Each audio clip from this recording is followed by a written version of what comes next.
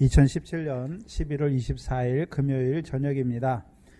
이 시간 주시는 강론의 말씀은 마태복음 24장 45절로 51절 말씀입니다. 마태복음 24장 45절로 51절 말씀입니다. 제가 봉독하겠습니다. 충성되고 지혜 있는 종이 되어 주인에게 그 집 사람들을 맡아 때를 따라 양식을 나눠줄 자가 누구뇨? 주인이 올 때에 그 종에 이렇게 하는 것을 보면 그 종이 복이 있으리로다. 내가 진실로 너희에게 이르노니 주인이 그 모든 소유를 저에게 맡기리라. 만약 그 악한 종이 마음에 생각하기를 주인이 더디 오리라 하여 동무들을 때리며 술 친구들로 더불어 먹고 마시게 되면 생각지 않은 날 알지 못하는 시간에 그 종의 주인이 이르러 엄히 때리고 외식하는 자의 받는 율에 처하리니 거기서 슬피 울며 이를 갈미 있으리라. 아멘. 마태복음 24장은 주의 오심과 그 주의 오실 때의 세상 끝에 징조가 무엇인지를 우리에게 깨닫게 하여 주셔서 우리로 하여금 이제 인자가 임할 때 신랑을 맞을 그 인자를 맞을 준비를 하는 자들로 예비하는 자들로 살게 하시기 위해서 우리에게 이 시간 더하여 주시는 하나님의 말씀입니다. 그래서 마태복음 24장은 크게 세 부분으로 나누어져 있지요. 3절로 14절이죠. 첫 번째가 3절로 14절입니다. 그 제자들의 질문이 나오죠. 인자의 오심과 세상 끝에는 무슨 징조가 있사오리까 말씀하실 때, 그럼 이제 세상 끝은 언제 옵니까? 천국 복음이 모든 민족에게 증거되기 위하여 전파되어야 되고 그제야 끝이 오는 것을 보여주신 것이죠. 그래서 여기서 말할 때는 그냥 복음이 아니라 무슨 복음입니까? 천국 복음이죠. 하나님 나라 복음이죠. 그러면 우리로 하여금 그렇죠. 하나님 나라 복음을 증거해 주시는 이유가 무엇입니까? 그 하나님 나라의 백성들로 하여금 그 하나님 나라를 유업으로 얻는 자로 세우시기 위해서 주신 복음이 천국 복음이에요. 그럼 예수님은 이 땅의 왕으로 오셨죠. 하나님 나라의 왕으로 오신 것이죠. 그래서 우리를 부르셔서 그 왕의 백성으로 세우시는 것이고, 이제 그 백성들에게요, 그렇죠, 말씀을 주셔서 생명의 말씀을 주셔서 그들로 하여금 그 하나님의 나라를 유업으로 잇는 자로 살게 하시는 것이죠. 그럼 천국 복음이 이제 모든 민족이죠. 아브라함의 육적 자손들만 아니라 모든 민족에게 증거되게 하시는 것이죠. 왜 그렇게 하신 것입니까? 이방인의 충만한 수를 채우시기 위해서, 특별히 시온의 왕으로 오시는 그 오신 구원자로 말미암은, 그렇죠? 그 이방인의 충만한 수를 채우시기 위해서. 그래서 3절로 14절에 있는 환란은, 그렇죠, 그 천국 복음을 증거하는 자들에게 더하여 주시는 환란인 것을 보여주시는 것이죠. 왜 천국 복음을 전하는 자에게 환란을 주시는 것입니까? 공회에 가서 맞게 하시고 심지어 죽게 하시는 그 환란을 왜 주시는 것입니까? 주를 위하여 목숨을 잃는 자로 세우시기 위해서. 그래서 하나님의 말씀과 예수의 증거를 위하여 죽는 자가 되게 하셔서 그들로 첫째 부활에 들어가게 하시기 위함이죠. 그렇죠? 그렇다면 오늘 우리에게, 그렇죠, 이 마태복음 24장의 말씀을 주시는 것은 이제 우리는 하나님의 말씀과 예수의 증거를 인해서 목배임을 받는 것이 아니라 우리 앞에 있는 그 짐승의 시대에 우리에게 주시는 그 큰 환난을 통해서 우리에게 이루시는 구원을 보여주시는 것입니다. 그래서 15절로 28절까지지요. 그렇죠? 이제 멸망에 가증한 것이 세상 끝이 오는데 천국 복음이 전파되고 이방인의 충만한 수가 차면 이제 그때에 세상 끝이 오지요. 그렇죠? 세상 끝이 오는 것은 멸망에 가증한 것이 거룩한 곳에 서면서부터 그 첫 3년 반 환란이 시작되는 것을 저와 여러분에게 보여주시는 것입니다. 그럼 큰 환란은 다니엘서 12장 1절에 창세로부터 없었던 큰 환란이죠. 그럼 큰 환란을 허락하시는 이유가 무엇입니까? 짐승이 힘이 세서가 아니라 하나님이 허락하신 것이죠. 왜 허락하셨습니까? 무릇 생명책에 기록된 모든 자가 그 환난을 통해서 구원을 얻게 하시기 위해서. 계시록 13장 8절에서는요. 죽임을 당한 어린 양의 생명책에 농명된 자들에게 이루시는 그 구원을 이루시기 위한 큰 환난인 것을 보여주셨습니다. 저와 여러분이 지금 마태복음 13장에 씨 뿌리는 비유가 있었지요. 근데 누가복음 8장에 보니까 구원 얻게 하는 하나님의 말씀이죠. 구원은 무엇입니까? 그러면 씨 뿌리는 비유에서 구원은 무엇입니까? 세상 염려, 재리의 유혹이 하나하나 끊어지는 게 구원이지요. 그러면 이 큰 첫 3년의 환난을 통해서 이루시는 구원은 무엇입니까? 하나님의 계명과 예수 믿음을 지킴으로 짐승과 우상에게 경배하지 아니하고 이마와 손에 그 표를 받지 아니함으로 죽는 것이 구원이죠. 육신의 눈으로 볼 때는 죽으니까 육신 목숨만 있는 사람은 죽는 게 제일 무섭고 안타까운 거죠. 죽으면 끝나는 것이니까. 그러나 우리에게는요, 그 첫째 부활을 들어가게 하시기 위해서 하나님의 계명과 예수 믿음을 지키다가 죽게 하시는 그 구원을 이루셔서 우리로 하여금 첫째 부활에 들어가게 하시는 그 환난인 것을, 그 구원을 이루는 환난인 것을 보여주시는 것입니다. 그리고서 세 번째가요, 29절로 31절이죠. 29절부터는요, 이제 29절 한 절은 후 3년만 환난을 보여주시고, 이제 30절, 31절은요, 이제 후 3년만 환난 후에, 그렇지요? 인자가 구름을 타고 능력과 큰 영광으로 오시는 인자의 강림을 보여주시는 것이죠. 그래서 택하신 자들, 그 첫 3년만 환난을 통해서 택하신 그들을 모으시지요. 모은다고 하는 것은 인자에게는, 인자가 이 땅에 오시는 것이지만 하나님의 백성에게는요, 예수 그리스도 나타날 때 칭찬과 영광과 존귀를 얻는 부활의 몸을 입게 되는 것을 말씀하시는 것입니다. 그리고 이제 32절 이하에 이제 거기서 끝난 거예요. 이제 그렇죠? 인자가 오시는데 그냥 오시는 것이 아니라 먼저 천국 복음이 증거돼서 이방인의 충만한 수가 차야 되고, 그리고서 이제 수가 차게 되면 뭐가 시작됩니까? 큰 환난이 시작되고, 그 큰 환난을 통해서 이루시는 구원을 이루시고, 이제 그 큰 환난 때 짐승과 우상에게 경배하고 이마와 손에 표를 받은 자들에게는요, 그들은 하나님께서 후 3년 반을 통하여 징계하시는 것을 보여주시는 것이죠. 그래서 후 3년 반 환난 때로 갈리지요. 짐승의 편에 서서, 그렇죠?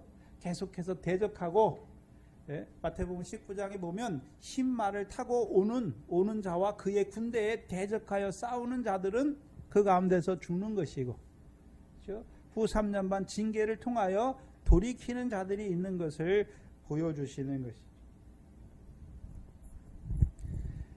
그래서 마태복음 24장 3절로 31절까지가 이제, 그렇죠? 이 성령 시대, 이방인의 충만한 수를 채워가는 성령 시대, 그리고 이방인의 충만한 수가 찰 때 시작되는 그 환난의 시대, 첫 3년만 환난과 후 3년만 환난을 보여주시고 그 후에 인자가 오시는 것을 보여주시는 것입니다. 그리고 이제 32절 이하에 무화과 나무의 비유를 배우라 말씀하는 것이죠. 그 무화과 나무 비유는 그때 가서 배우는 것이 아니라 지금 배워야 하는 것이죠. 배우라는 것은 깨달으란 말이죠. 그 무화과 나무의 비유는 예수님께서요, 저주받은 무화과와 같은 황폐하여 버림받은 육적 이스라엘의 회복을 통해서 하나님께서 환난이 가까운 것을 우리에게 보여주시는 것이죠. 깨닫게 하시는 것이잖아요. 깨닫게 하시는 이유가 무엇입니까? 예비하라는 것이죠. 예비하라는 것이죠. 왜 예비해야 되는 것입니까? 인자가 임할 때 노아의 때와 같단 말이죠. 그렇죠? 데려감을 당하는 자가 있고 포려둠을 당하는 자가 있을 것을 보여주시는 것이죠. 그래서 노아의 때에도, 그렇죠? 그 물로 말미암은 그 홍수 가운데 구원을 얻는 자가 있고 오히려 그 물로 말미암아 멸망을 받는 자가 있는 것을 말씀하시는 것입니다. 그리고 오늘 본문이 시작되는 것입니다. 예비하라 말씀하시죠. 그럼 어떻게 예비하는 것입니까? 어떻게 예비하게 하십니까? 하나님께서 착하고 충성된 종을 통해서 예비하게 하시는 거예요. 우리가 예비하는 것이 아니라 하나님께서 착하고 충성된 종을 세우셔서 예비하게 하시는 것이죠.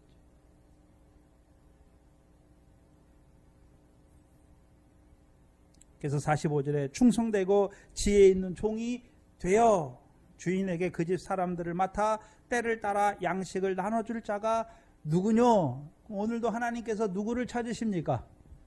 보내실 자를 찾는 거죠. 이 마지막 때에, 그렇죠? 집주인에게 집 사람들을 맡아 이 때에 합당한 양식을 나눠줄 자를 찾는 것이죠. 이사야서 6장이잖아요. 그럼 이사야 6장의 구조도 똑같아요. 그 성전에서 하나님의 영광을 보지요. 그리고 그 영광을 위해서 하나님이 보내시기를 원하시지요. 이사야가 이제 깨닫고, 그렇죠, 자기를 보내어 주시기를 원하는 자가 되는 것입니다. 그러면 마태복음 24장의 말씀을 통해서 그 큰 환난을 통해서 이루시는 구원을 본 자들을 하나님이 이사와 같이 보내시는 것입니다. 근데 종에는 두 가지 종이 있어요. 그렇죠? 48절에 보면 악한 종이 있지요. 그리고 충성되고 지혜 있는 종이 있지요. 반대로 생각해 보면 되죠. 악한 종은 어떤 자입니까? 충성되지 못했고, 그렇죠? 지혜가 없는 종인 것을 보여주시는 것이죠. 근데 뭐에 대해서 지혜가 없는 것입니까? 주인이 더디 온다라고 하는 것이죠. 그럼 충성되고 지혜 있는 종은 주인이 더디 오는 것입니까? 주인이 말씀하신 대로 오시는 것입니까? 말씀하신 대로 오시는 것을 아는 종이죠. 그래서 먼저 이 종의 조건이 뭐냐면 충성된 것이죠. 충성된 거죠. 그럼 오늘도 하나님께서는 어떤 종을 찾으시는 것입니까? 충성되고 지혜 있는 종이 되어서, 그렇죠? 미래 결실하는 그 씨를 뿌릴 뿐만 아니라 이제요, 인자의 오심을 예비하게 하는 그 하나님의 백성들로, 그 집 사람들로 하여금 인자의 오실 것을 예비하는 자들로 세우시기를 원하셔서 그 종을 세우시기를 원하시는 것이죠. 한마디로 말하면요, 신랑 예수를 증거할 종을 세우시기를 원하시는 것입니다. 그렇다면 악한 종과 이 착하고 충성된 종의 차이가 무엇입니까? 악한 종도 분명히 뭐는 알고 있습니까? 주인이 온다는 것은 알고 있지요. 근데 뭐라고 생각합니까? 더디 올 거라고 생각하는 것이죠. 그렇죠? 그러니까 충성도 없고 지혜도 없는 것이죠. 주인이 올 건 알아요. 근데요, 더디 온다고 하는 자들이죠. 그렇다면 이 충성된 종을 먼저 봐야 되는데, 그렇죠?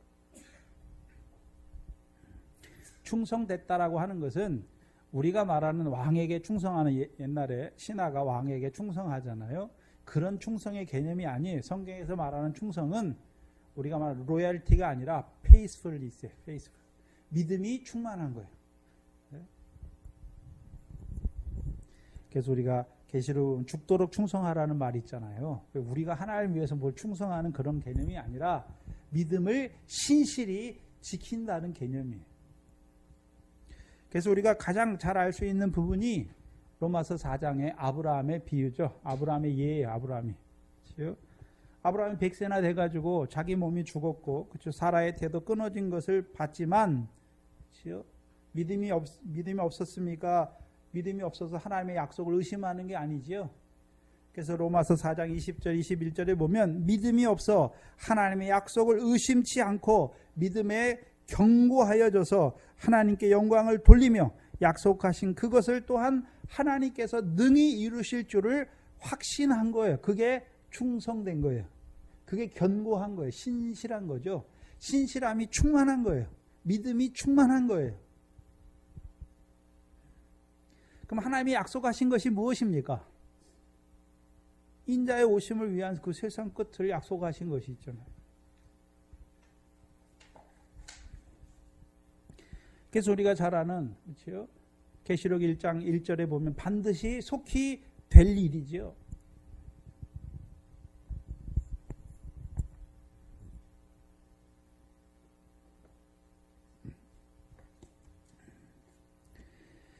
그렇다면 이 마태복음 24장의 말씀을 받는 자들은, 그렇죠? 그 일이 안 될 것으로 여깁니까? 속히 될 일로 보고 있습니까? 될 일로 보고 있는 거죠. 하나님께서 반드시 그렇게 하실 것을 믿는 것이죠. 그래서 약속을 의심치 않는 것이죠. 하나님이 능히 이루실 줄 확신하는 것이죠. 그래서 믿음이 견고하게 되는 거예요. 시간이 지나갈수록 믿음이 연약해지는 것이 아니라 믿음이 견고하게, 하나님께서 믿음을 견고하게 하시는 것이죠. 두 번째, 충성된쟁의 조건은, 첫 번째요, 하나님이 이루실 줄 확신하는 것이고, 말씀의 확신이지요. 두 번째는요, 그렇죠, 자기를 세우신 이에게 충성하는 것이죠. 그래서 예수님도 히브리서 3장 2절에 예수님이 자기를 세우신 자에게 충성하기를, 그렇죠, 모세가 하나님의 온 집에서, 그렇죠, 한 것 같이 하였다라고 말씀하는 것이죠. 그럼 충성이란 개념은 자기를 세우신 이에게 충성했다라는 것은, 우리가 사도행전에 보면 하나님이 오늘도 누구를 찾습니까? 다윗을 찾는데 다윗이 어떤 자입니까? 하나님의 마음에 합한 자잖아요. 그러니까 합한 자를 찾으니까 하나님의 뜻을 그를 통해서 다 이루시는 것이죠. 그게 충성이에요. 그럼 예수님은 이 땅에 오셔서, 그렇죠, 하나님이 약속하신 것대로 충성하신 것이잖아요. 그렇죠? 그래서 제일 먼저 하나님 앞에 충성한 사람이 예수 그리스도예요. 그럼 이 땅에 오시기 전에 하나님이 이미, 그렇죠, 십자가와 부활을 약속하신 것이죠. 그래서 예수님이 이 땅에 오셔서 그 하나님의 뜻을 다 이루신 것이죠. 그게 충성이에요. 그럼 하나님의 뜻을 다 이루는 것이죠.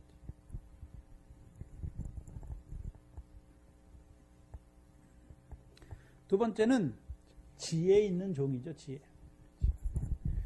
지혜 있는 종인데, 지혜는 성경에 두 가지가 나와요. 여러분이 잘 아는 소피아,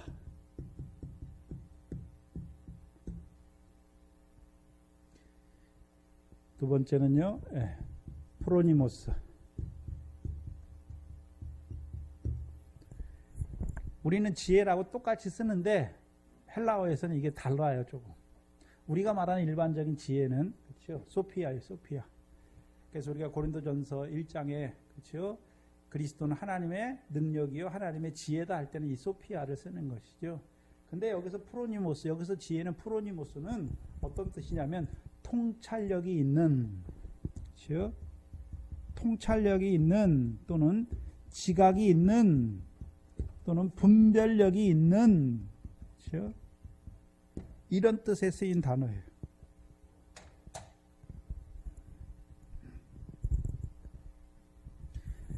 그럼 통찰력이 있다, 지각이 있다, 분별하는 능력이 있는 종이지요. 그럼 지혜 있다라고 하는 것은, 그렇죠, 첫 번째, 그럼 통찰력이 있는데 무슨 통찰력입니까? 자기를 종으로 세우신 주인의 뜻을 아는 거예요. 종이라고 할 때는, 사도들이 자기를 종이라고 말할 때에는, 그렇죠, 자기를 누가 세웠습니까? 주인이 세웠죠. 뭐 때문에 세웠습니까? 주인의 뜻을 이루기 위해서 세운 것이죠. 그럼 이 프로니모스, 지혜가 있는 종이라고 할 때는 먼저, 그렇죠, 신실하잖아요. 충성되잖아요. 하나님의 뜻을 아는 거죠. 약속을 믿는 것이죠. 또한 자기를, 그 약속을 믿는 종을 지혜로운 통찰력을 주셔서 이제 자기를 왜 세운지 아는 것이죠. 왜 세웠습니까? 주인의 뜻을 이루는데 그냥 자기 혼자에게만 이룹니까? 집 주인에게 그 집 사람을 맡겨주신 것입니까? 그럼 이 통찰력이 있는 종은 먼저요, 자기를 종으로 세우신 주인의 뜻을 알아요. 두 번째요, 자기에게 맡겨주신, 그렇죠, 집 사람들이 있는 거죠. 맡겨주신 자들이 있잖아요.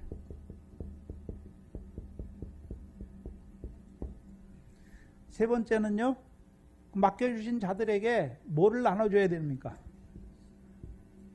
뭐를 나눠줘야 되나요?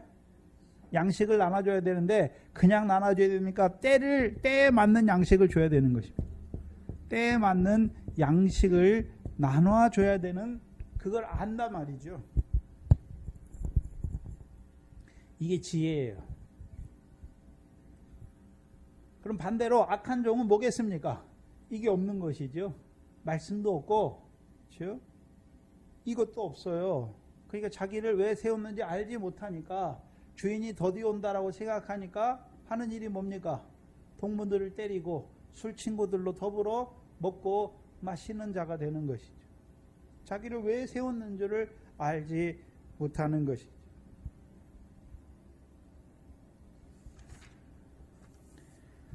그렇다면, 자, 주인의 뜻은, 그렇죠? 뭘 위해 세웠습니까? 세웠는데, 종으로 세웠잖아요. 근데 뭘 위해, 무슨 종으로, 뭘 이루기 위한 종으로 세웠습니까? 주의 뜻인데, 하나님의 뜻인데, 특별히 여기서는 무슨 하나님의 뜻입니까? 큰 환난을 통해서 이루실 그 구원을 이루기 위한 하나님의 뜻이죠. 인자가 올 때, 그렇죠? 인자가 올 때 그 인자를 맞이하는, 인자가 구름을 타고 영광과 능력과 영광으로 오실 때 숨는 자가 아니라 그 칭찬과 영광과 존귀를 받는 그 구원을 이루기 위해 세우신 종이잖아요. 그래서 우리가 모세는 애굽에서의 구원, 광야에서의 구원, 그렇죠? 사사들은 가나안 땅에서의 구원이죠. 그럼 여기 세우신 종들은 이 감람산 비유를 통해서 이루시는 그 큰 환난을 통해서 이루시는 그 구원을 이루기 위해서 세우신 종이죠. 근데 구원은 종에게만 이룹니까? 종을 통해서 그 백성에게, 그 양식을 먹는 집 사람들에게 이루시는 구원입니까?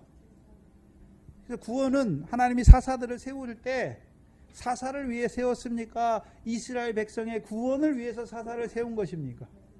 그럼 여기서도 하나님의 뜻은 구원이에요. 구원. 인자가 오실 때 그 마지막 징조, 큰 환난을 통해서 이루시는 그 구원을 이루시기 위해서 세운 것이죠.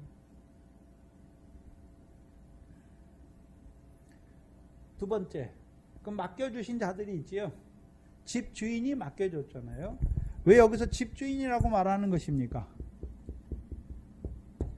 구약에서도 모세가 하나님의 집에 그 종으로서 충성했죠. 사환으로 충성했잖아요. 우리가 하나님의 집이잖아요. 그래서 우리가 고린도전서 3장 9절에 너희는 하나님의 집이요 하나님의 밭이다 라고 말씀하는 거죠. 신약에 우리를 하나님의 집이라고 말할 때는 우리가 성령이 거하는 무엇입니까? 성전이죠. 성전. 성령이 거하는 성전이라니까, 그렇죠? 성령이 거하는 성전이라고 우리를 쓸 때는 우리에게서 하나님의 성전은 하나님의 영광이 충만해야 되니까 우리의 삶에서 하나님의 영광이 충만해야 하는 것이죠. 그렇죠? 그러면 충만한다는 것은 어떤 삶이 충만한 삶입니까? 구약에 보면 하나님의 성막이 있지요. 그럼 하나님의 영광이 충만하지요. 그럼 하나님의 영광이 충만합니까? 죄인을 부르시는 것입니까? 죄인을 부르셔서 거룩함을 나타내는 것이죠. 그럼 우리가 성전이라고 말할 때, 성령이 거하는 성전이라고 말할 때 우리의 몸을 통해서 하나님께 영광을 돌려야 되는데 뭐가 영광을 돌리는 것입니까? 형제를 사랑하는 것이죠. 크게 형제를 사랑하는 것이죠. 자세하게 나누면 성전된 우리 몸, 영광을 돌리는 삶이 뭡니까? 기도하는 거, 구제하는 거, 금식하는 거, 그렇죠? 미래 결실하는 거, 보리에 결실하는 거, 열매 맺는 게 다 뭡니까? 그게 영광에 합당한 삶이죠. 다른 게 아니에요. 무슨 세상에서 돈을 많이 벌고 세상에 성공하고 그런 게 아니에요. 그렇죠? 하늘에 계신 하나님의 뜻대로 행하는 그것이 영광에 합당한 삶이란 말이죠. 영광에 합당한 삶이에요. 그게 다른 게 아니라.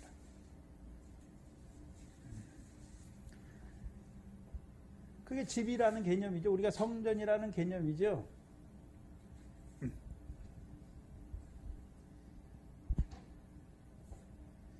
근데 여기서는 하나님의 집 주인이 집 사람들을 맡겨주셨잖아요. 그러면 이제 맡겨주신 자가 있는 게 종이에요. 그렇죠? 근데 이 종이 자기 집 사람입니까? 집 주인이 맡겨준 사람들입니까?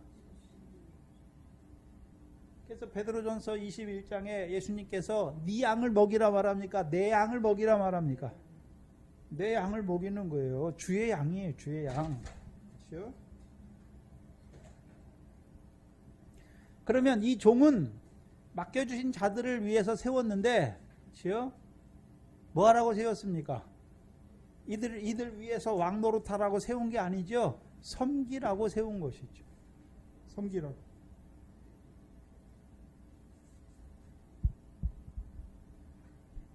그래서 맡겨주신 자가 있어요. 동산교회 성도들을 하나님이 저에게 맡겨주신 거예요. 하나님의 백성을 맡겨주셨잖아요. 주께서 목자장이고 목자를 세워서 양들을, 자기 양이 아니죠. 주의 양들을 맡겨주신 거예요. 목회자가, 그렇죠? 여러분, 목회자가 성도들을 위해서 십자가에 죽은 게 아니에요. 그렇죠? 주께서 죽으시고, 그렇죠? 부르셔서 종을 세워서 그에게 맡겨주신 거죠. 그래서 예수 그리스도가 베드로전서 5장에서 목자장이죠.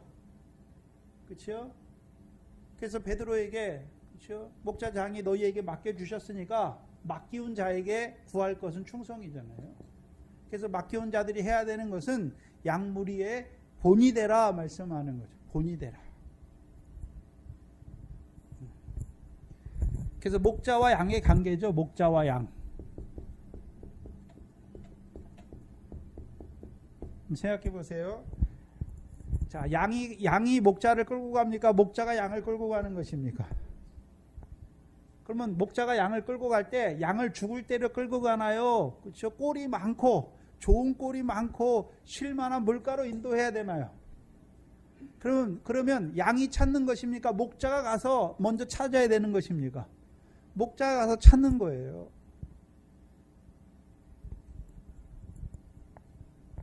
물론 잃어버린 양도 목자가 찾아야 되지만, 그렇죠?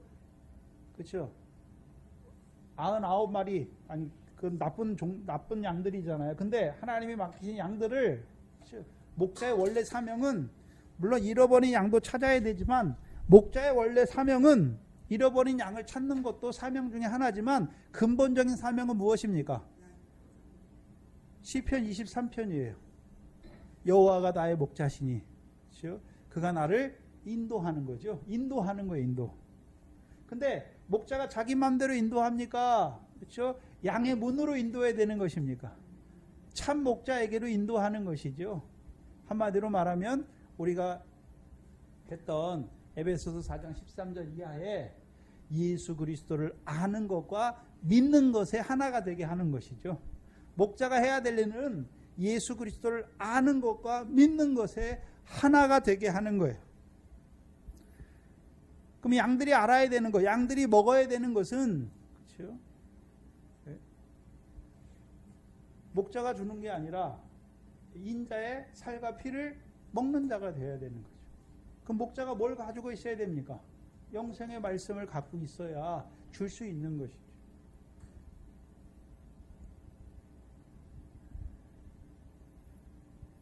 그게 맡겨주신 거예요. 자기 교인이 아니에요. 하나님의 교회잖아요. 하나님의 백성들이잖아요. 맡겨주신 거예요. 그럼 맡겨온 자들에게 바랄 건 무엇입니까? 충성이에요. 충성. 섬기는 거예요. 네?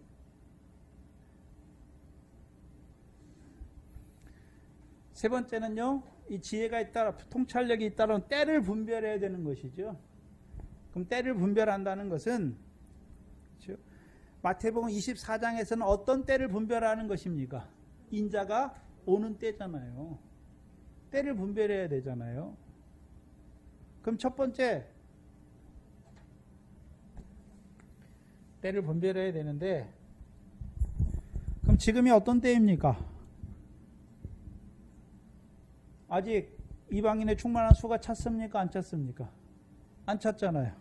그러면 지금 뭐 해야 됩니까? 천국 복음을 모든 민족에 증거해야 되는 것이죠. 이방인의 수를 채워가야 하는 것이죠. 이방인의 수를 채워가야 하는 거예요. 그 이방인의 수를 물론은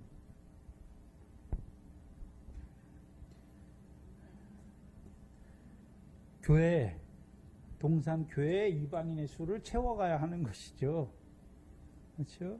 근데 우리가 알다시피 동산교회 그렇죠? 한 몸과 한 피에 참여했음에도 불구하고 아직도 광야에 살아가는 자들도 있고, 가나안 땅에 살아가지만 아직도 그리스도 안에 있지만 어린아이, 육체로 행하는 자들, 미래 결실이 없는 자들, 보리의 결실이 없는 자들, 아직도 열매가 없는 자들, 자라게 해야 되는 것이죠.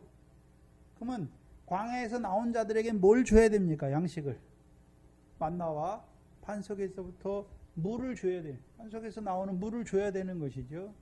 그럼 가나안 땅에 들어가는 자들에게는 뭘 줘야 되나요? 이른 비와 늦은 비죠. 미래 결실하게 하는 하나님의 말씀을 줘야 되고, 천국 말씀이죠. 보리에 결실하게 하는 그 말씀을 줘야 되는 것이죠. 그래서 모세를 통해서 나의 교훈은 하늘에서 내리는 이슬이다. 채소 위에 내리는 이슬이잖아요. 그럼 가나안 땅에서 하나님 나라에 살아가는 백성들에게는 이제 결실하게 하시기 위한 하늘에서 내리는 비를 줘야 되는 것이죠. 그렇다면 문제는 뭐냐면 교회 안에, 그렇죠? 교회 안에 믿음이 다 자라난 똑같은 사람만 있습니까? 광야에 있는 자들도 있고, 예수 믿지만 여전히 육체를 따라 살아가는 자들이 있는 것이죠. 또 하나님 나라 성령을 따라 났지만 여전히 그리스도 안에 있지만 육체를 따라 행하는 어린아이와 같은 자들, 도의 초보만 닦는 자들도 있단 말이죠. 그럼 이들을 자라게 해서 이제 열매 맺는 자로 세우는 것이 수를 채우는 거예요. 먼저 교회에서, 하나님이 세우는 이 교회에서 이루어 가야 되는 것이죠. 근데 목사 혼자 하는 게 아니지요. 형제 사랑하는 게 목사만 사랑하는 것이 같이 사랑하는 거잖아요. 사랑은, 사랑하는 이유가 무엇입니까? 형제를 사랑하게 하는데, 사랑해야 되는데, 사랑하는 이유가 무엇입니까? 그의 영혼을 세워주는 거잖아요. 갈라디아서 6장 1절 이하잖아요. 온유한 심령으로 범죄한 그 형제를 세워주는 것이죠. 세워주는 거잖아요. 왜요? 죄의 삭은 사망이니까 사망의 역사하는 그 형제를 사망 가운데서 해방시키는 것이죠.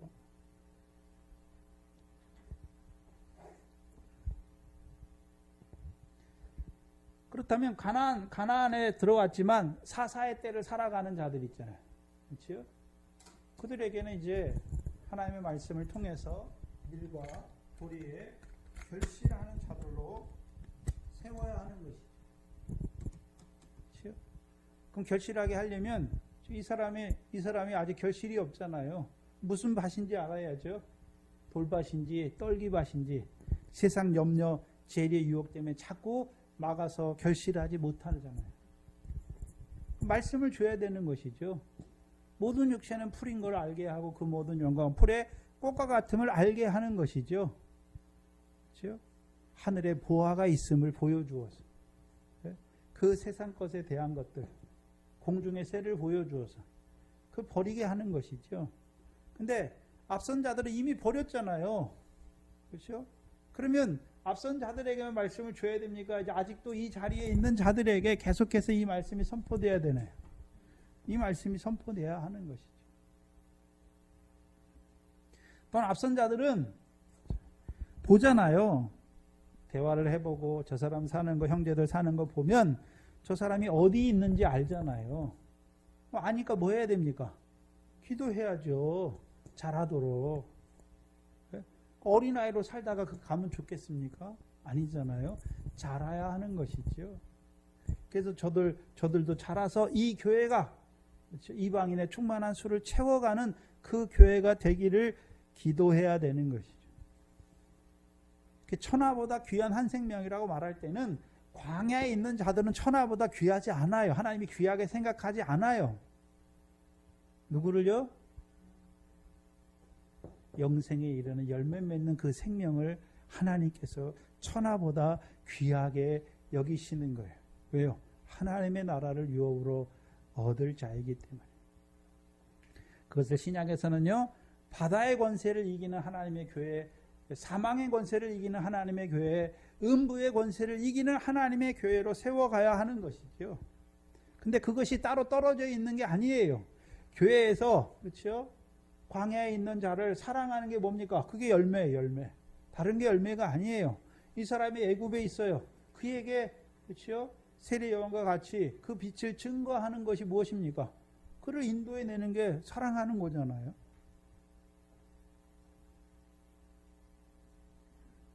기도도 사랑이에요. 그렇죠?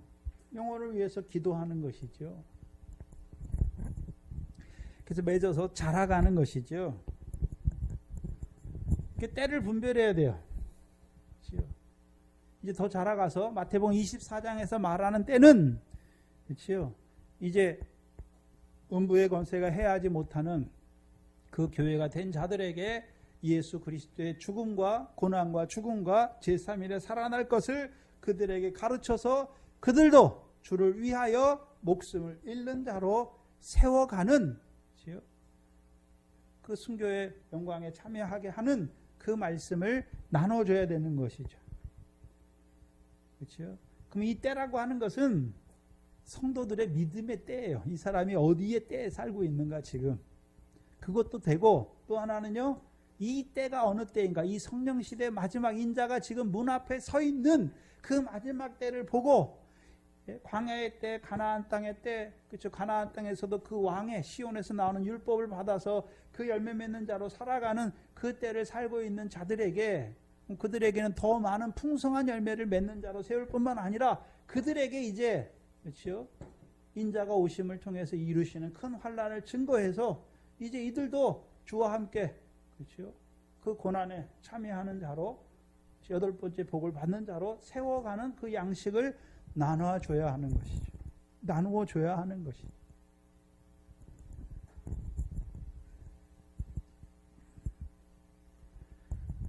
그렇다면 봐야 하는데, 양식은, 그렇죠? 먼저는요, 종의 양식이 아니에요. 주께서 주시는 거잖아요. 제자들은 주께서 이미 주셨잖아요. 오병이어를 할 때 주께서 직접 떼주는 것이 아니라 축사하시고 제자들에게 주시는 것이죠. 그리고 제자들이 가서 50명, 100명씩, 혹 50씩, 혹 100씩 섬기는 것이죠. 전도사님이 예전에 그 말씀을 하셨죠. 남자가 50, 혹 100명이다. 혹 50, 100명이 그게 목자의 몫이에요. 50, 100이 넘으면 그 남자니까 한 가정이잖아요. 보통 남자가 한 가정이면, 그렇죠? 다 하면 50명 가정을 하면 한 100명이 되는 것이고, 100명의 남자를 하면 한 200명 넘게 되는 것이죠. 그게 한 목자가 다스릴 수 있는 것이죠. 근데 신약에서는, 그렇죠? 남자만 5,000명이니까 5,000명인데 5,000명이 다 똑같이 먹는 게 아니잖아요.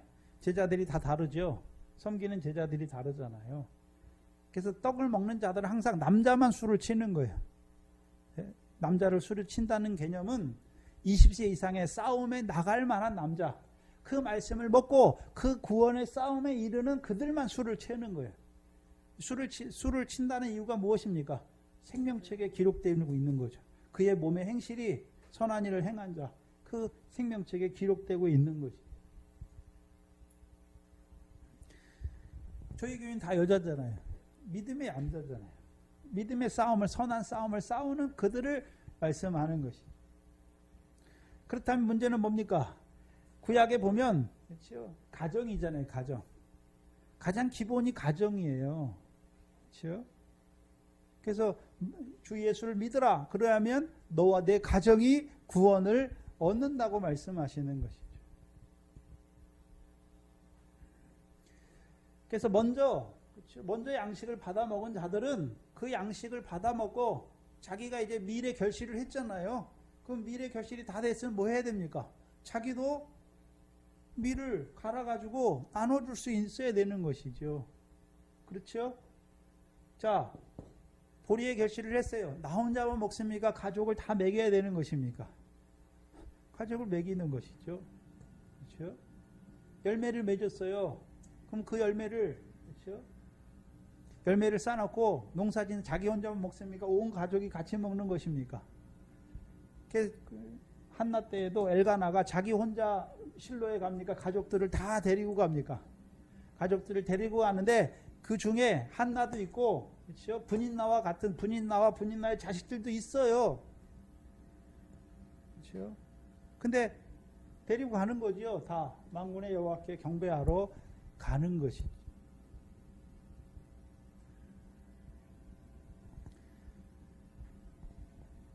그래서 양식을 먹으면 자라났으면 자기도 양식을 나눠줘야 되는 것이죠.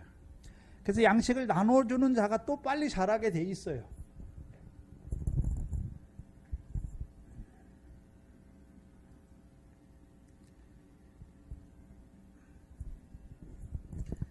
이 때를 분별하는 게, 그렇죠? 그렇다면 악한 종은 한번 생각해 보세요. 악한 종은 충성된 게 없잖아요. 신실한 게, 주신 말씀이 없어요. 인자가 오시긴 오시는데 그 인자를 통해서 오시는 그 구원을 이루는 것이 무엇인지 알지 못해요. 또한요, 집주인이 맡겨주신 자들이 없어요. 그리고 오히려 뭐 합니까? 먹고 마시는 것이죠. 그 다음에요, 때를 분별하지 못하는 것이죠. 때를 분별하지 못해요.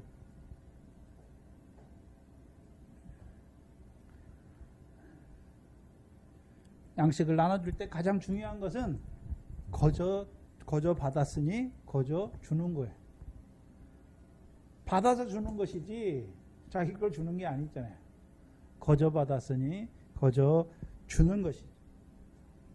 그리고서 46절에 주인이 올 때에 그 종에 이렇게 하는 것을 보면 그 종이 복이 있다. 그럼 주인이 올 때에, 그럼 주인이 올 때가 언제입니까? 인자가 임할 때를 말씀하시잖아요. 그럼 그 종이 이렇게 행한다. 그럼 그 종은 어떻게 행했습니까? 인자가 오시기 전에는 이방인의 충만한 수를 채워가는 것이고, 또한 이방인의 충만한 수에 찬 자들에게 그 마지막 때에 있을 환난을 가르쳐줬잖아요. 그래서 그들로 예비하는 자로 세우신 것이죠. 그 일을 할 때, 그렇죠? 인자가 올 때 종이 이렇게 하는 것을 보면 복이 있잖아요. 근데 생각해야 돼요. 이 사람은, 이 종은 혼자입니까? 이 집 주인에게 맡은 사람들이 있습니까? 그럼 이 사람만 그 환난을 통해서 구원에 들어갑니까? 이 종을 통해서 양식을 먹은 자들은 다 그 구원에 참여하게 되는 것입니까? 함께 가는 거예요, 함께. 목자와 양은 한 묶음이에요, 한 묶음. 자, 목자만 있어요. 양은 없어요. 이게 목자입니까? 아닙니까? 아니에요. 양만 있어요. 목자는 없어요. 어떻게 됩니까? 다 죽어요. 네? 짐승들이 와서 다 해치는 것이죠. 목자와 양은 항상 어떻습니까? 교회를 말하잖아요. 교회를 말할 때, 계시록에서 교회를 말할 때 교회만 있습니까?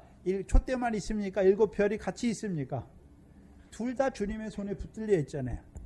7별을 붙들고 7 금촛대 사이에 다니시는 주님이 말씀하시는 것이죠. 교회는 먼저 주께서 7별을 붙잡고 7 금촛대 사이에 다니시는 것이죠.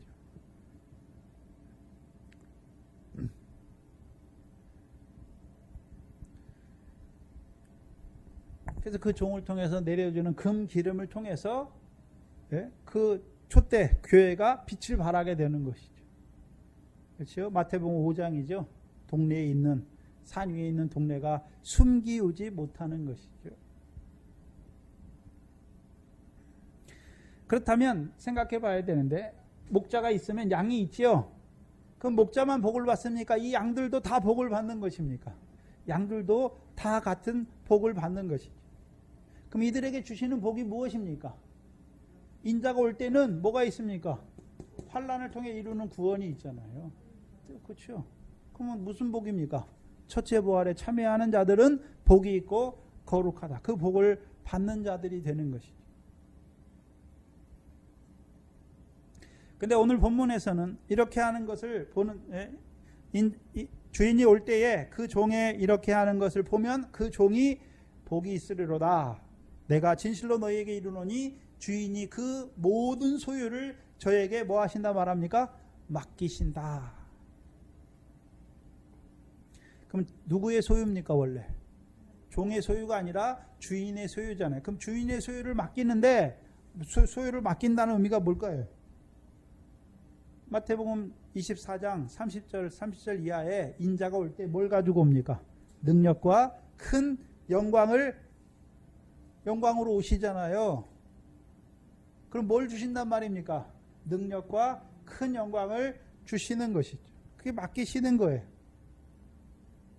그럼 맡기시는 이유가 무엇입니까? 천년왕국에서 하나님과 그리스도의 제사장이 되어 제사장 노릇, 왕 노릇 하게 하시기 위함이죠. 모든 소유잖아요. 그럼 천년왕국이에요. 천년왕국.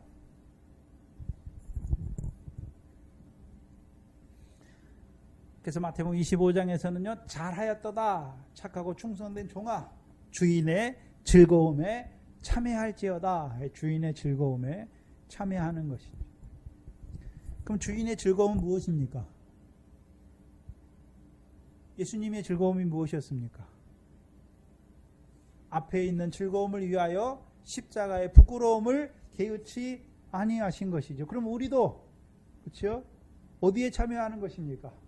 부활의 영광스러운 그 존귀와 즐거움과 기쁨에 참여하게 되는 것이죠.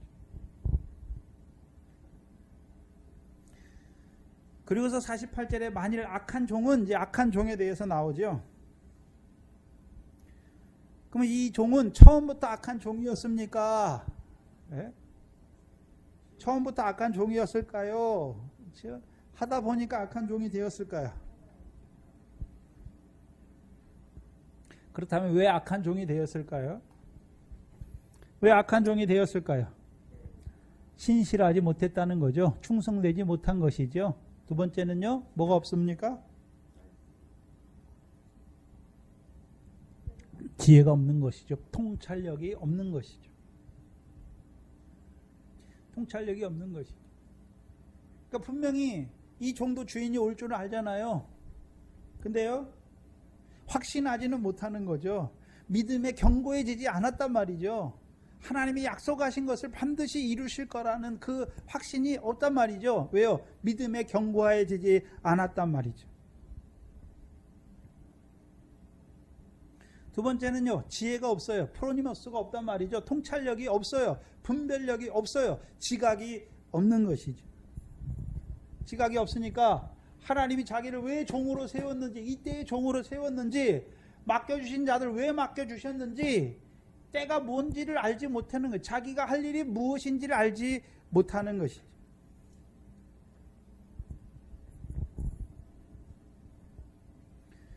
그럼 이 종도, 악한 종도 분명히 신랑이 오는 것은 알잖아요. 근데 문제는 무엇입니까? 더디 온다라고 생각하는 거죠. 더디 온다.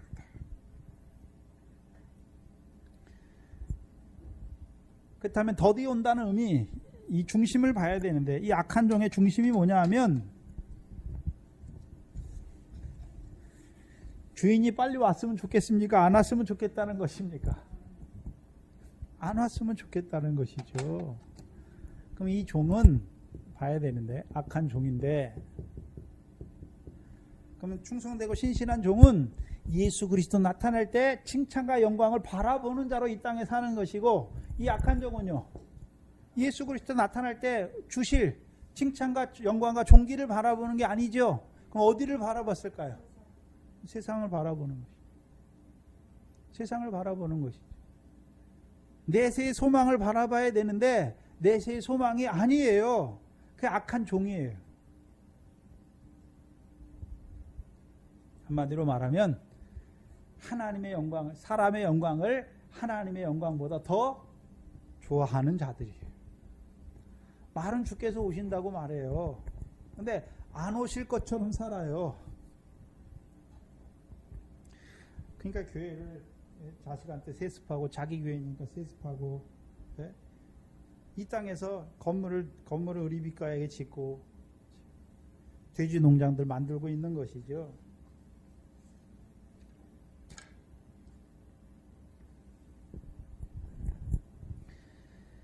만약에 이 종도 예수 그리스도 나타날 때, 그렇죠? 일꾼들에게 주실, 그렇죠? 일꾼들에게, 이 종에게 주실 상과 영광을 바라봤다면, 그렇죠?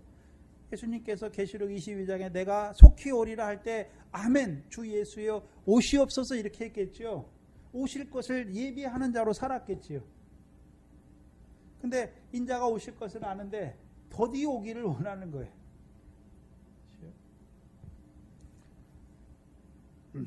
아직도 우리 믿음이 온전히 자라지 못했다는 게 뭐냐면, 우리가 빌립보서 2장에 보면 둘 사이에 끼어 있죠. 둘 사이에 꼈잖아요. 근데 사도 바울은 뭘 원합니까? 몸을 떠나서 그리스도와 함께 하기를 원하죠. 그렇죠? 근데 우리 대부분 어떻습니까? 그래도 육신으로 좀 살아야 되는 것이죠.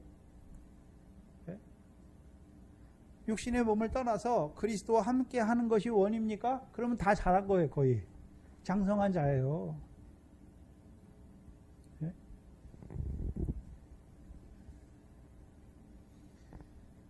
근데 미련한 사람들, 제가 옛날에 미련했었는데, 너무 괴로우니까, 세상에서 너무 괴로우니까 빨리 하나님 나 좀 데려가죠. 그건 미련한 거예요.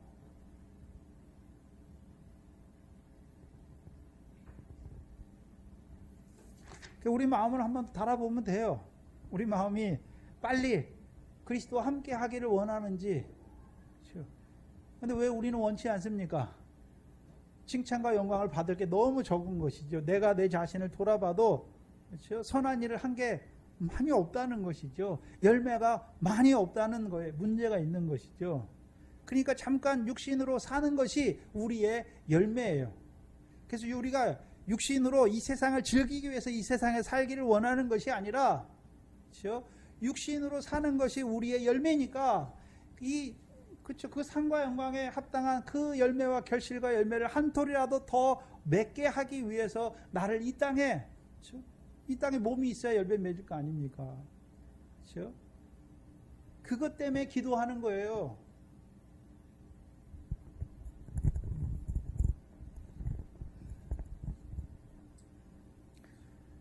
근데 이 악한 종은요, 보지 못해요.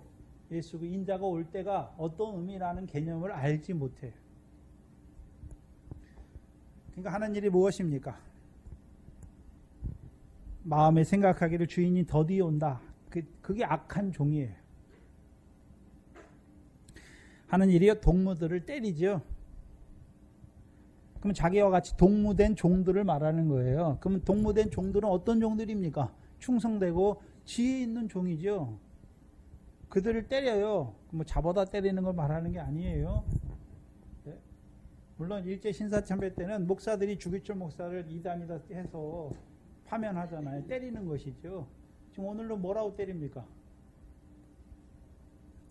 2단이요 3단이라고 때리는 거잖아요. 창세전에 그리스도가 우리를 택했다라고 말하면 하늘의 거니까.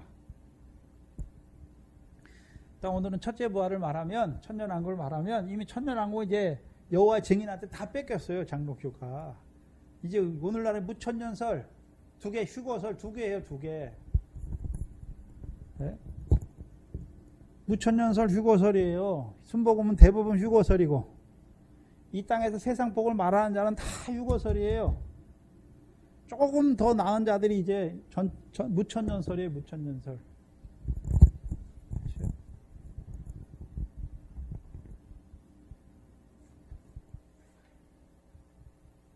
천년왕국이 없어요. 여호와 증인이 다 가져갔어요. 천년왕국. 천년왕국 있으면 또 세대주의 천년왕설을 주장해가지고 미혹하지요.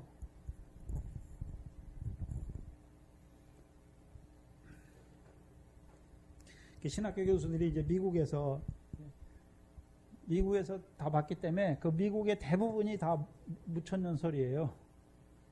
무천년설이. 거의 대부분 미국의 요즘 주류 신학계가 개혁주의 신학이 다 무천년이죠. 왜요? 이 세상을 봐도 주님이 올 것 같지 않거든요.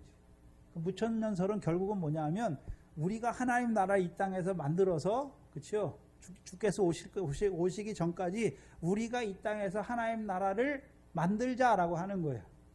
그래서 제도적으로 사회 제도를 정비하는 일이나 이런 일들을 하는 거예요. 그게 뭐냐면 궁극적으로 이 땅에서 하나님 나라의 그런 자비와 인자와 그런 가난한 자를 봐주는 그런 것들을 이 땅에서 이루어 가자라고 하는 그런 운동이 되는 것이죠. 이 사람들은, 그렇죠? 인자가 올 때는 밤이 깊어가잖아요. 밤이 되는 줄 알지 못해요. 세상이 더 가면 더 좋아질 줄 아는 것이죠. 전혀 그렇지 않아요. 이 사람들이 하는 일은 뭐냐면, 그렇죠? 술 친구들로 더불어 먹고 마시는 것이죠. 그래서 우리가 데살로니가 전서 5장에 보면 취하는 자들은 언제 취합니까? 밤에 취하죠. 밤에. 그럼 뭐에 취하는 것입니까? 뭐에 취하나요? 신포도주, 그렇죠? 쓸개탄 포도주, 모략의 포도주에 취한 자들이죠. 예수님은 맛을 알잖아요. 보시고서 신포도주를 먹으면 죽어요. 쓸개탄 포도주 먹고 맛을 먹으려고 하지 않으시는 것이죠. 그럼 이 약한 종들이 나누어주는 것이 무엇입니까? 자기들만 술 친구들인데 자기들만 먹습니까? 자기에게 맡겨준 자들을 다 이 신포도주, 쓸개포도주, 그렇죠? 모략을 탄 포도주 다 먹여가지고 죽이는 것입니까? 다 먹이는 거예요. 신포도주는 포도주에 물을 탄 게 신포도주예요. 물을 탔다는 의미가 뭘까요? 하나님의 말씀에 사람의 생각을 집어넣는 거예요.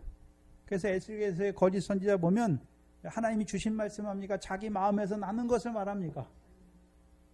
다 무천년 휴것을 다 어디입니까? 자기 마음에서 난 거예요.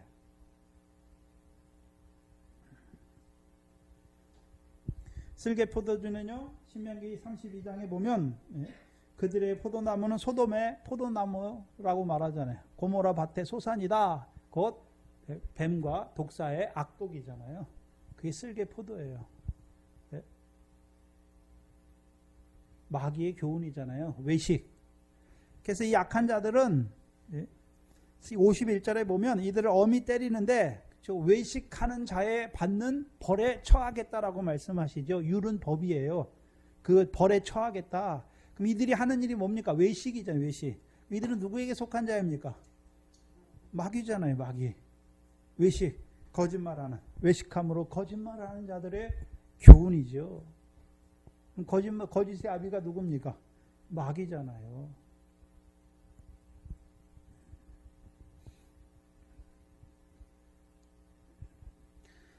그럼 이들이 이때 하는 일이 뭡니까? 외식이에요. 외식. 하나님의 백성을 외식하게 하는 자죠. 외식. 그럼 외식하는 자들 누구였습니까? 바리새인들의 외식이죠. 오늘도 외식해요. 외식은 두 가지였죠. 사람의 칭찬과 영광. 그렇죠? 그거 외식이고, 또 하나는요, 사람의 계명으로 교훈을 삼아 가르치는 것이죠. 하나님 백성을 망하게 하는 거죠. 뱀과 독사의 자식들로 만드는 것이죠. 그래서 그들의 삶이 이 땅에서요, 그들이 쭉정이 되게 하고 나는 불뱀, 그들의 열매는 나는 불뱀의 역사로 말미암아 결실과 열매가 없는 자들로 만들어 버리는 것이죠. 그래서 첫 번째 외식은 사람의 칭찬과 영광은 있어. 기도했어요. 근데 문제는 뭡니까? 사람의 칭찬과 영광으로 바꿔버린 것이, 그건 쭉정이고요. 사람의 계명, 하나님의 말씀이 아니에요. 사람의 계명으로 교훈을 삼아 가르치는 것은 아무리 해봤자 결실이 아무것도 안 돼요. 깐부기죠.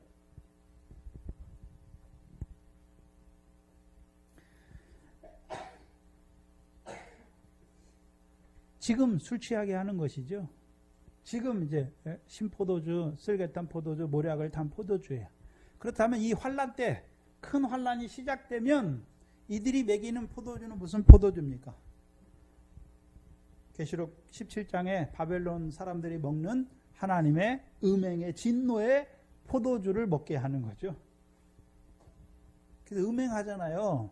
그러면 큰 환난 때 짐승에게 경배한 자들은 다 진노의 포도주 술 취한 자들이에요. 왜요? 하나님 아닌 짐승에게 경배하고 우상에게 경배하고 이마와 손에 표를 받는 자들이잖아요. 하나님 백성이 하나님이 아닌 다른 것을 섬긴단 말이죠. 그럼 뭡니까? 음행이죠.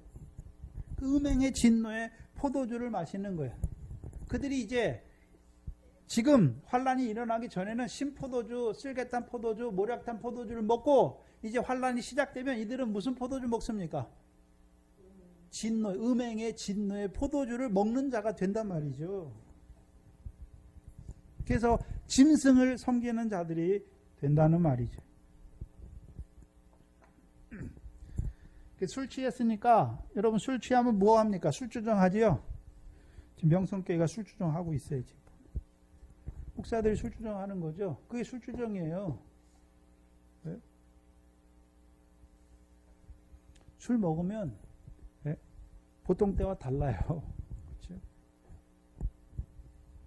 주사를 하게 돼 있잖아요. 그 사람들은 자기 거에 취했지요. 교회가 자기 건 줄 알아요. 그래서 오늘도 이러한 종들을 만나면 술 취하게 돼요. 어떤 사람은 연락에 취하고 돈에 취하고 정욕에 취하고 명예에 취하고 다 이생의 자랑, 안목의 정욕 다 거기에요. 문제는. 근데 교회가 거기서 못 벗어난다는 것이죠.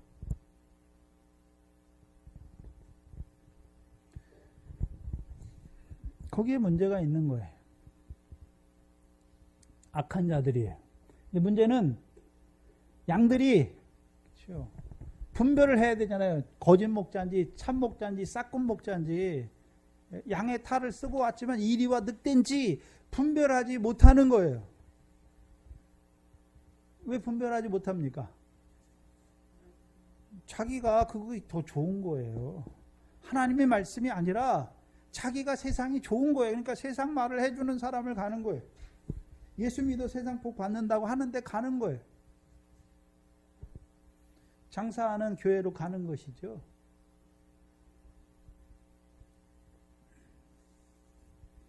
말씀 있는 데를 찾아가야 되잖아요.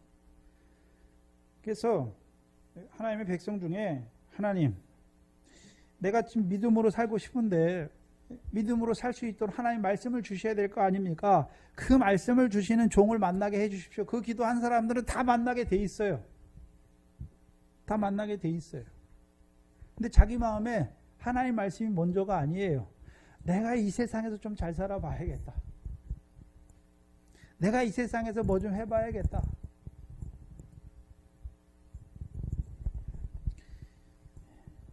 세상에서는 교인 수가 10만 명이니까 뭐 큰 목사 같습니까?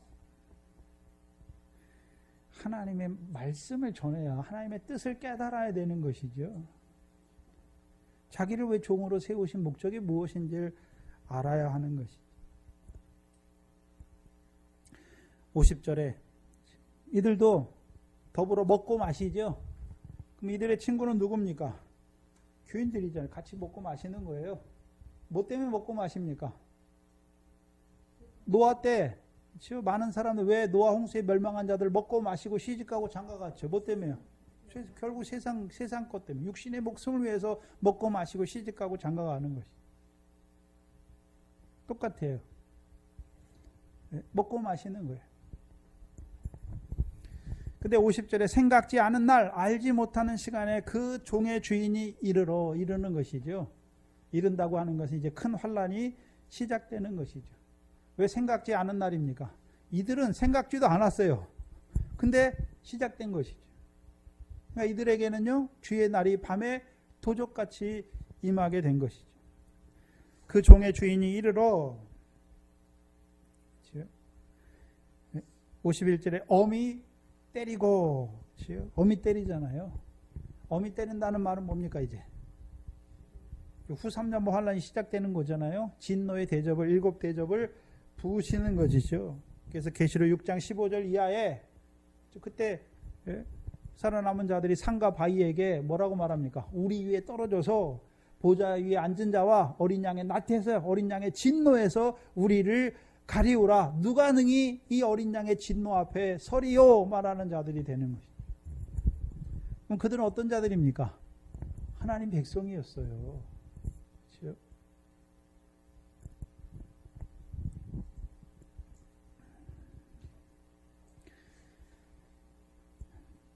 그 어미 때리는 것이죠. 7 대접으로 그들을 때리세요. 죽이라고 때리는 것입니까? 돌이키라고 때리는 것입니까? 돌이키라고 때리는 것이죠. 후 3년 반의 그 징벌을 통해서 그들을 때리시는 것이죠. 그래서 돌이켜 회개하게 하시기 위해서 때리시는 것이죠. 그래서 후 3년 반도 한때, 두때, 반때예요. 그렇죠? 왜요? 하나님이 때리시는데 점점 세게 때리시는 것이죠. 왜요? 죽이라고 때리시는 게 아니에요. 돌이키라고 때리시는 거예요. 근데 많은 사람이 죽어요. 왜요? 대적하다가 그 폐역 가운데 죽게 되는 것을 보여주시는 것이죠. 그리고서 어미 때리고 외식하는 자들의 받는 벌에, 그렇죠, 율에 처하리니, 그 외식하는 자들. 그럼 이들이 뭐 했습니까? 주께서 오시기 전까지 뭐 하는 자들이었습니까? 외식했단 말이죠. 외식. 곧 외식. 그렇죠? 마태복음 23장의 외식. 화했을진저. 그럼 그 화를 이제 당하는 것이죠. 화를 받는 것이잖아요. 외식함으로 거짓말하는 자들의, 그렇죠, 교훈이죠. 그 교훈대로 그들을 치시는 것이죠. 그럼 이들만 떨어지는 것입니까? 이 악한 종을 따라서 양식을 먹은 신포도주와 쓸개탄 포도주와 모략을 탄 포도주를 먹은 자들은 다 그렇게 되는 것입니까? 다 그렇게 되는 것이죠.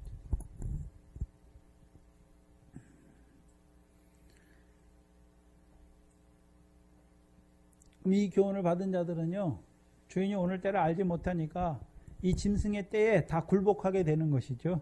그리고 이제 하나님 대신에 짐승을 섬기다가 그 후 3년 반 환란에 떨어져 하나님의 진노를 받는 자들이 되는 것이죠. 거기서 슬피 울며 이를 갈미 있을 것이다. 그 슬피 우는 자들은요, 돌이키는 것이잖아요. 아, 내가 하나님을 저버리고 짐승을 섬겼구나. 저버리는 자가 다시 돌이키는 자가 되고, 울며 이를 가는 자들은요, 그렇죠, 짐승과 연합해서, 그렇죠, 짐승이 계시록 19장에 보면 그 백마탄 자와 그의 군대와 더불어 싸우려고 전쟁을 일으키잖아요. 그 편에 서는 것이죠. 근데 주께서 임하셔서 그 짐승과 그를 따르는 모든 자들을 불멸의 그 유황 불못에 심판하시고, 이제 20장 1절부터요, 마귀를, 용을, 옛뱀을 잡으시죠. 그리고 무적행에 가두시고 첫 3년반 환란이, 아니 첫째 부활의 영광이 시작되는 것을 보여주시는 것이죠. 그리고 인자가 올 때에 이제 육적 이스라엘이 어떻게 되는 것입니까? 돌이키는 것이죠. 그래서 마태복음 23장 39절에 주의 이름으로 오시는 이여 할 때까지 너희가 나를 보지 못하리라 하신 말씀이 이제 거기서 이루어지는 것이죠. 그렇다면 저와 여러분의 때 지금 인자가 문에 와 계세요. 와 계시는 것이죠. 그렇죠? 그래서 오늘 이 말씀을 우리에게 도와주시는 것. 물론 제가 한 20년 전에도 전도사님을 통해서 이 말씀을 받았어요. 문제는 뭐냐 하면 받았는데 삶이 없는 거예요. 삶이 없어요. 네? 형제를 사랑하는 삶이 없어요. 그때는 이 말씀 받아가지고 내가 세상 예수 믿어 세상 복을 바라보는 사람들 보고 무시하고 믿음도 아니다. 나는 고결한 척, 하늘의 거 바라보는 척, 내일이라도 주님 오시면 나는 순교할 수 있는 것처럼 다 의예요. 자기 의예요. 네? 내가 당신들보다 낫다라고 하는 그 의잖아요. 결국 무너져요. 다 무너져요. 결국 이때가 어떤 때인지 분별하게 하시고 다시금 등과 기름을 예비하는 자들로 살아가게 하는 것이죠. 그것이 저와 여러분의 때입니다. 그리고 이 동산교회가 서 있는 때이지요. 오늘 이 동산교회가 그 이방인의 충만한 수를 우리를 통해서 세워가기를 원하시고 이제 큰 환난을 통해 이루실 일을 증거하는 교회가 되어야 되는 것이죠. 기도하겠습니다. 하나님 감사합니다. 우리를 보내시되 이 성령시대 마지막에 우리를 보내어 주시고 우리에게 이루실 그 마지막 때의 인자의 오심을 위한 그 세상 끝의 징조를 깨닫게 하여 주셔서 이 교회가 이를 예비하는 교회가 될 수 있도록 인도하여 주시니 감사합니다. 때를 분별하게 하시고 그 이방인의 충만한 수를 채워갈 뿐만 아니라 이제 큰 환난을 증거하게 하셔서 그 환난을 통하여 이루시는 그 첫째 부활의 영광을 증거하여서 오늘도 그 영광으로 자라가는 하나님의 백성들이 생육하고 번성하는 교회가 되게 하여 주시옵소서. 감사하며 예수님의 이름으로 기도하옵나이다.